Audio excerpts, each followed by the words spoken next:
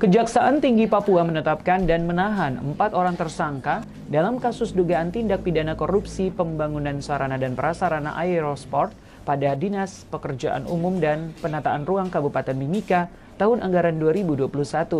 Keempat tersangka yang ditahan diantaranya DRM selaku Kepala Dinas Pekerjaan Umum dan Perumahan Rakyat Kabupaten Mimika, SY sebagai pejabat pembuat komitmen Dinas PUPR Mimika, TJK sebagai penyedia jasa konstruksi, dan RK penyedia jasa konsultan pengawasan.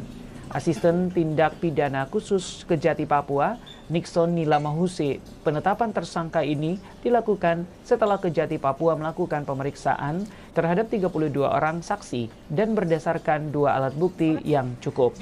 Nixon Mahuse menjelaskan bahkan proyek ini memiliki nilai kontrak sebesar 79 miliar rupiah. Namun setelah dilakukan pemeriksaan, ditemukan bahwa pelaksanaan pembangunan tidak sesuai dengan perjanjian kerja yang seharusnya. Dari hasil audit perhitungan kerugian negara dari lembaga berwenang menunjukkan kerugian negara mencapai 31,3 miliar rupiah. Saat ini keempat tersangka ditahan sementara di rumah tahanan Polda Papua selama 20 hari pertama untuk kepentingan penyidikan.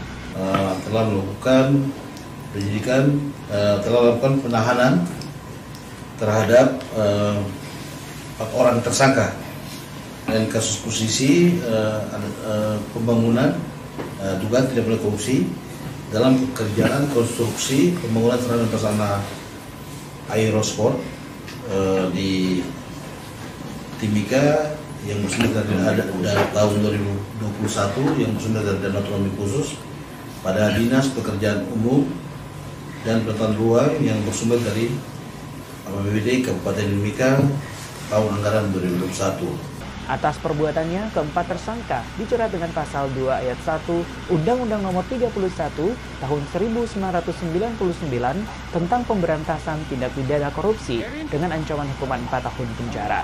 Ia juga